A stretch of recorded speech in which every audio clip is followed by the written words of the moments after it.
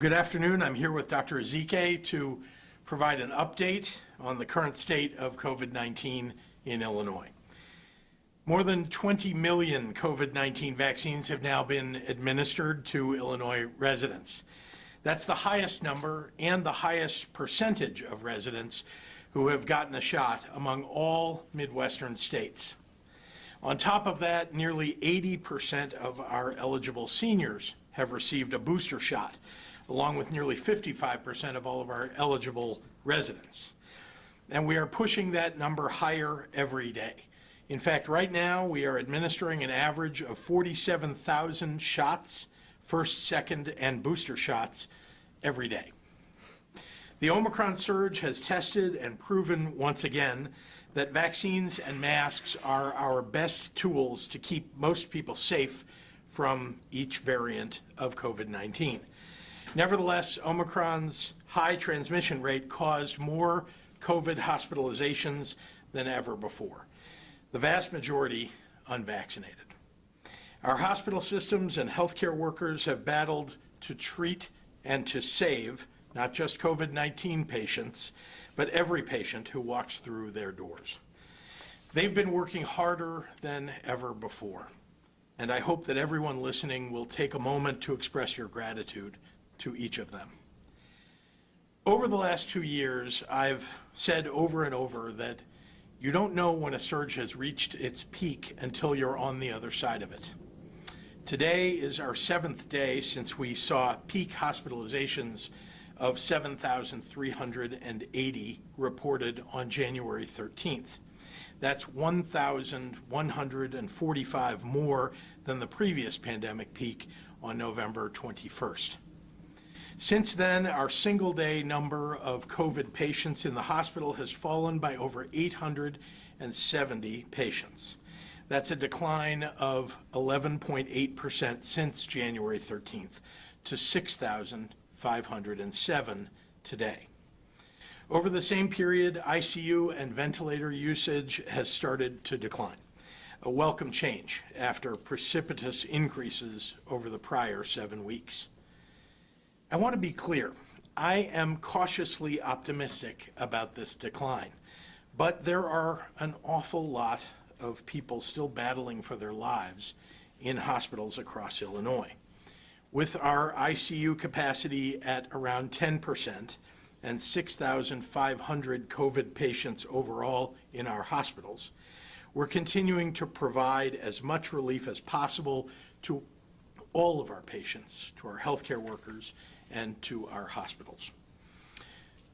We have lost so many people in recent weeks. Since the beginning of January alone, over 1,500 of our state's residents died from the virus. Despite the recent indications of fewer new infections and fewer new hospital admissions ahead, it breaks my heart to know that in the coming weeks, hundreds more may die among the thousands who are already seriously ill from COVID. Again, the vast majority of those are among the unvaccinated. That said, our declining hospitalizations rates are a hopeful sign that vaccinations, boosters, and masks are working. It's a sign to press on, to persevere, to keep going, so we will do that. Yesterday, we announced that more than 24 additional nurses, paramedics, and specialists were being deployed to Ingalls Memorial Hospital in Harvey, provided through the Federal Emergency Management Agency. That's on top of the previously announced federal deployment of healthcare staff to Rockford's Javon Bay Hospital. And of course, we have 1,870 surge staff and strike teams working now across Illinois, with hundreds more on the way. We are still very much in a period of immense strain for our healthcare systems. So we must do all that we can to keep our healthcare workers and institutions operating and available to all who may need medical assistance. You can help too. As I mentioned, the vast majority of Illinois COVID-19 hospitalizations are occurring among the unvaccinated. The most important thing that you can do right now is to wear a mask indoors when you're with others, to get vaccinated, and to get boosted. Some people who have heard this message before think that unvaccinated people have already made up their minds not to get vaccinated, so trying to convince them just won't work. Well, that's just not true. In the first 2 weeks of 2022, 14,000 new people have gotten their first vaccine dose every single day in Illinois. That's around 100,000 newly vaccinated people, about the population of Peoria, every week. People are still listening, and many who have remained on the fence for a while now are choosing now to get protected and to protect their children. So if you know someone who hasn't yet been vaccinated, approach them with compassion, with facts, and most of all, with your own reasons for getting vaccinated. You just might be the person that helps them decide that they should get protected. Thank you, and now I want to turn it over to our Director of the Department of Public Health, Dr. Ezike. Doctor.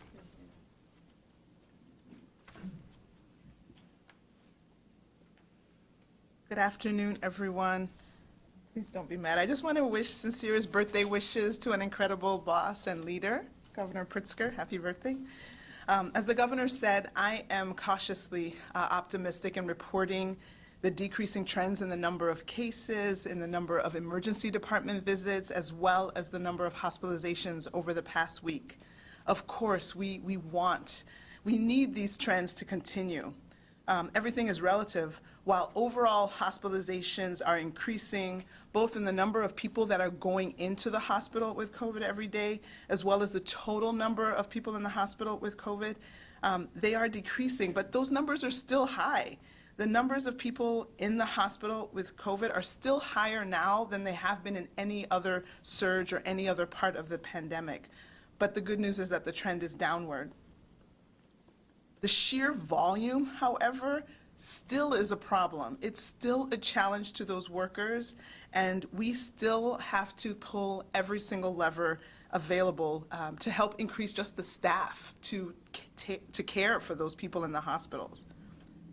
And yes, we have seen over the last month that the number of children in pediatric ICUs with COVID has increased. But at this time, there is not a COVID vaccine for our youngest ones, those 4 and under. But let's focus on what we do have, and that is that we have a vaccine for everyone 5 years and older, and that by being vaccinated, if you are in that eligible population, you can build that hedge of protection around those who are too young to be vaccinated for themselves. And the Illinois data shows that being vaccinated or only partially vaccinated as opposed to being boosted places you at 11 times greater risk of hospitalization and 13 times greater risk of dying. So you want to be on the side of the boosted. And as you also hopefully can tell, vaccination is not just about the individual who gets vaccinated. Yes, for sure, your risk of suffering severe illness and hospitalization does decrease dramatically when you're vaccinated and boosted. But being vaccinated and boosted also helps to protect others, like those 4 and under that we just talked about who can't be vaccinated at this time. Another way that we can protect others is to slow the transmission of this virus.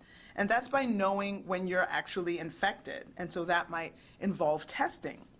A positive test will let you know that, yes, I need to stand down, I need to isolate so that I don't spread this virus to others. And then you can reach out to other people who maybe you were in close contact with before you knew that you were positive, so that they can quarantine, so that they can know when it's time for themselves to test. The U.S. Department of Health and Human Services is offering 4 free at-home COVID-19 tests to each household. All you have to do is go to covidtests.gov and fill out your address. HHS expects orders to ship out by the end of the month, and then they'll be delivered by the U.S. Postal Service. You are encouraged to order those tests so that you can have them when you actually need them. Again, we all need to vaccinate, boost, mask, test, and that will all be helpful as we get towards the end of this pandemic. And now I'll summarize comments in Spanish. Buenas tardes y feliz cumpleaños a nuestro gobernador, Governor Pritzker. Como ha dicho el gobernador, también soy cautamente optimista al informar tendencias a la baja en el número de nuevos casos, visitas a la sala de emergencias y hospitalizaciones durante la última semana. Sin embargo, necesitamos que estas tendencias continúen. Aunque las hospitalizaciones en general están disminuyendo, seguimos viendo un alto número de personas en el hospital con COVID-19. El volumen de personas en el hospital sigue siendo un desafío y seguimos jalando de todas las palancas disponibles para aumentar el número de empleados en los hospitales. Una tendencia preocupante que hemos observado en el último mes es que el número de niños en las unidades de cuidados intensivos pediátricos ha aumentado durante el último mes. En este momento, no existe una vacuna contra el COVID-19 para los más pequeños, los de 4 años o menos. Sin embargo, hay una vacuna disponible para todos los de 5 años o más. Y al estar vacunados, podemos construir un cápulo de protección alrededor de aquellos que son demasiado jóvenes. Los datos de Illinois muestran que estar vacunado o solo parcialmente vacunado, pero no con la refuerza, lo coloca en un riesgo 11 veces mayor de hospitalización y 13 veces mayor de muerte en comparación con aquellos que están reforzados. Pero la vacunación es más que usted solo. Sí, su riesgo de sufrir una enfermedad grave y hospitalización disminuye drásticamente cuando está vacunada y reforzado. Pero estar vacunado y reforzado también significa que estás pensando y protegiendo a los demás. Otra forma de proteger a los demás es ralentizar la propagación del virus haciéndose la prueba. Una prueba positiva le hará saber que debe aislarse para no contagiar el virus a otras personas y comunicarse con aquellas personas con las que estuvo en contacto cercano para que hagan la prueba también. El Departamento de Salud y Servicios Humanos en los Estados Unidos está ofreciendo cuatro pruebas caseras gratuitas de COVID-19. Todo lo que tiene que hacer es ir a covidtest.gov y completar su dirección. El Departamento de Salud y Servicios Humanos espera que los pedidos se envíen a finales de mes y serán entregados por el servicio postal en los Estados Unidos. Los recomendamos que pida las pruebas ahora para tenerlas cuando las necesite. La vacunación, el refuerzo, las máscaras y las pruebas ayudarán a poner fin a esta pandemia. Muchas gracias para su apoyo. And with that, I will turn it over to Governor Pritzker. Thank you, Dr. Ezike. Happy to take questions. Craig? Governor, happy birthday, by the way. Thank you. So I did want to ask you, and maybe this is also for you and Dr. Ezike, we're hearing from Dr. Arwady today that in Chicago, she says we have now passed the Omicron peak, urging caution, but I'm not hearing that from either of you. You do not believe we have passed the peak here in Illinois, or have we? No, I think what I said was that we've been 7 days since the peak. And it's always looking backward, just as Dr. Arwady sort of indicated in her remarks, that you can tell there was a peak and that you are falling from that peak. So I'm pleased to say that we have for 7 days now been dropping the number of people who are in the hospital for COVID, and as well we've seen a drop in the number of cases each day, although as I've indicated that's not exactly the indicator that tells me that we're past a peak. It's really hospitalization, ICU beds, and ventilators, and those all seem to be going the right direction. Dr. Ezike, do you want to say anything more? Yeah. Governor Pritzker? Yeah. Got one from Block Club Chicago, Kelly Bauer, and three from myself. She asked, will the state do anything to keep Center for COVID Control sites closed or to review its testing practices in light of recent reports and the Minnesota Attorney General Office's lawsuit? Does the state have concerns that it was getting accurate results from the company's lab? I mean, yes, deep concern, and of course the Attorney General is on it. The federal government, as you know, has been on this case as well. It's something that I expressed from the podium several weeks ago, the concern about what Block Club has reported, which is that there are, fly-by-night testing operations, and we need to make sure that we're keeping those away from people who are looking for legitimate tests, and if we can close them down, we will. Dr. Ezike, pardon me, do you have anything to add? No, of course, we all support people being able to go to a legitimate site where they can get answers and responses that they can act on that are actually correct. And so we support, obviously, any efforts to make sure we shut down and deal with those people who have been bad actors and have harmed the public health of the state with those bad actions. I've got one other for you, Doctor. Dr. Walensky said last week that the current surge in the country, which was up 40% last week, the death surge rather, was mostly coming from the Delta surge, those deaths.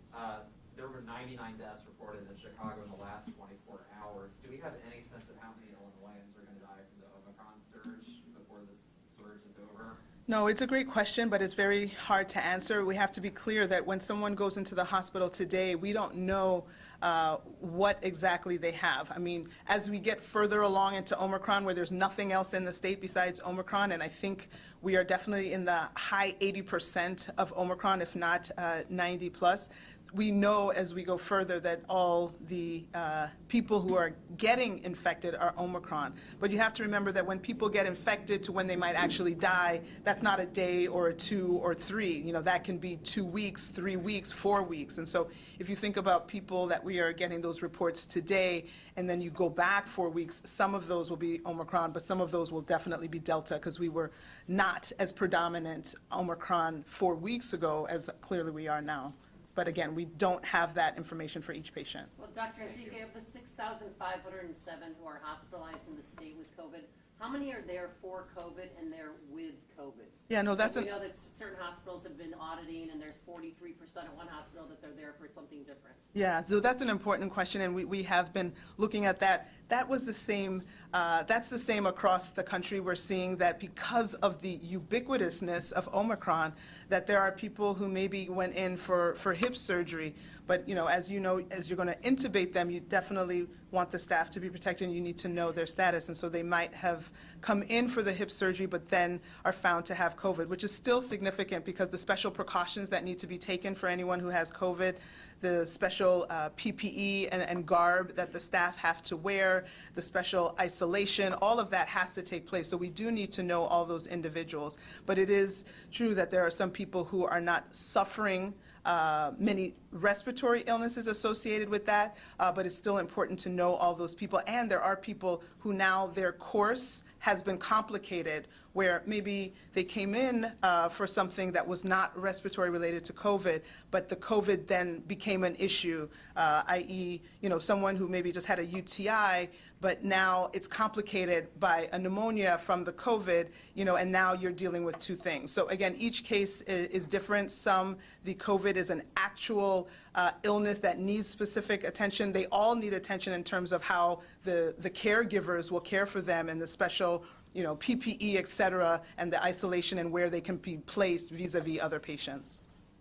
Doctor, correct? If I'm not mistaken, the governor said that 55% of Illinoisans have been fully vaccinated?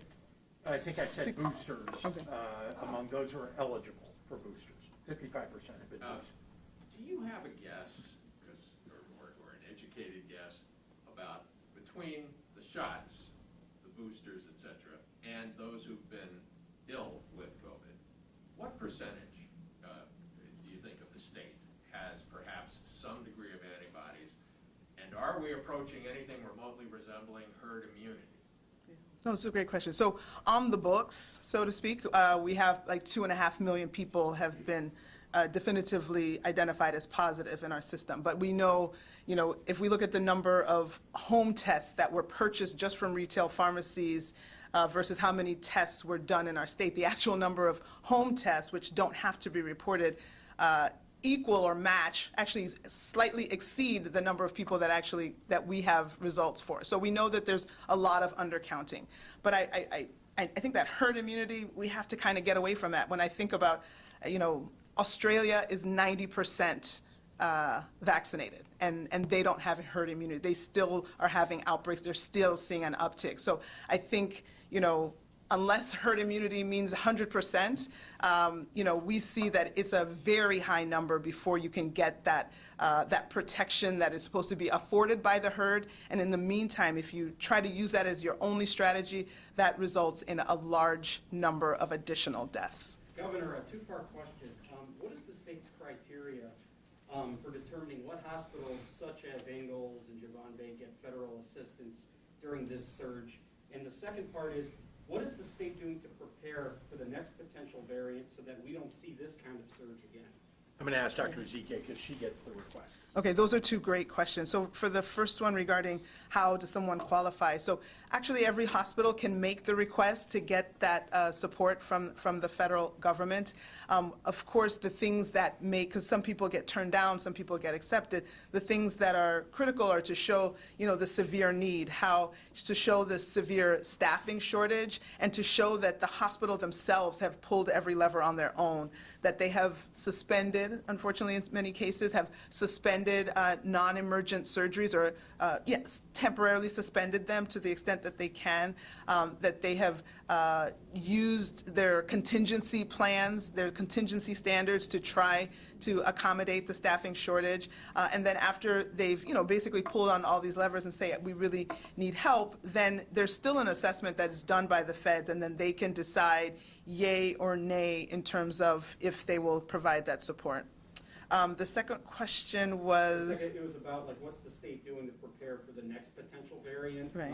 So that we don't see the kind of surge that we have seen with Omicron again? Yeah, so I think the state is going to continue to do its part and has done its part in terms of preparation for the next. We have a surveillance system in place. We have genomic sequencing to look and see if we can see new sequences that are not relatable to any of the previous variants, so that we can report out to our neighbors and to the feds to say, hey, there might be something suspicious with this one.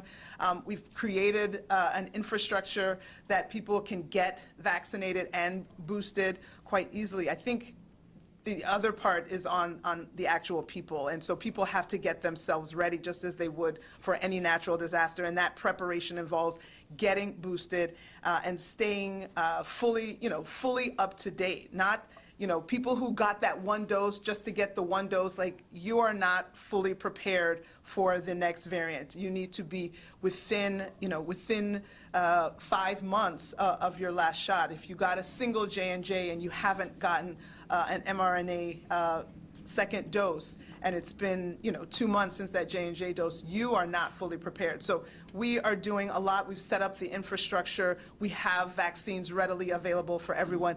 The other part is for the individuals to go and avail themselves of those resources to protect themselves and their family. Governor Governor, I have a Pritzker, question since for- we last spoke, 2 new people are vying for your job. Mayor Aurora, Mayor Richard Irvin's running as a Republican, and Eric Mancow-Muller is running as an independent. Any concerns about either of those candidates?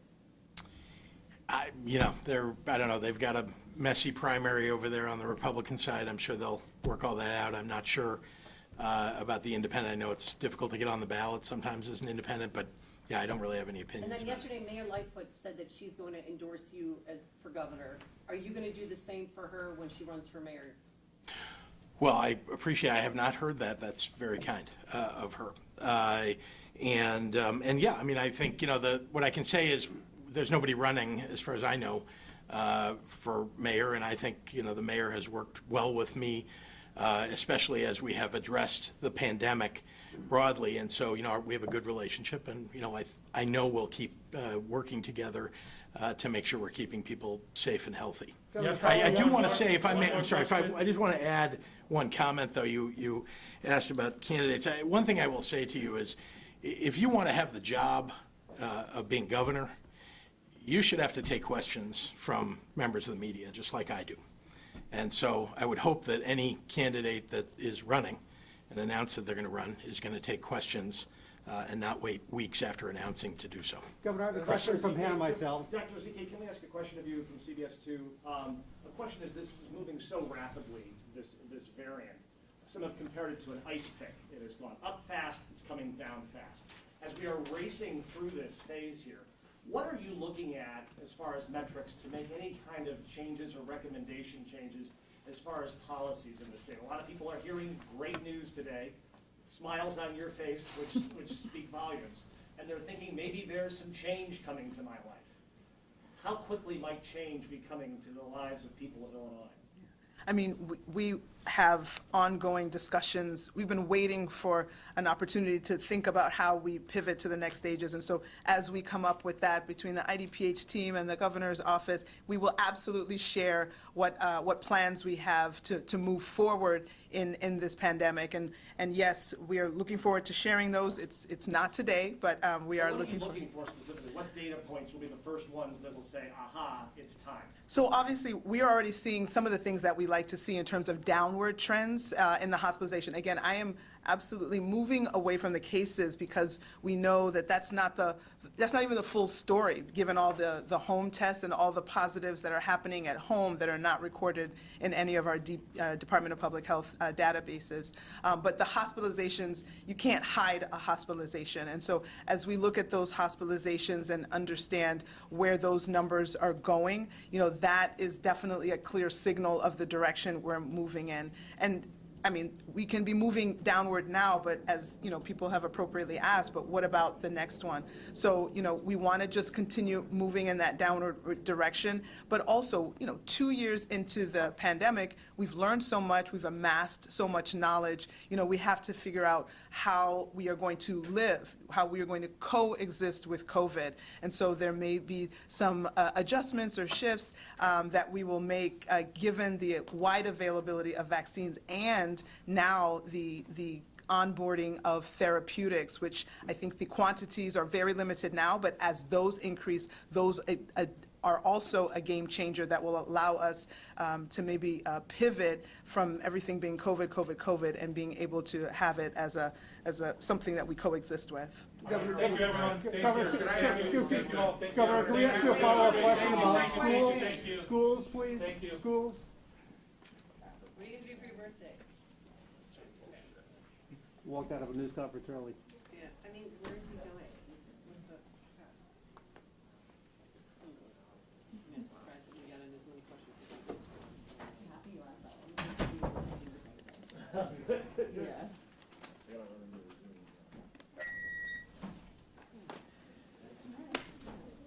I took notes.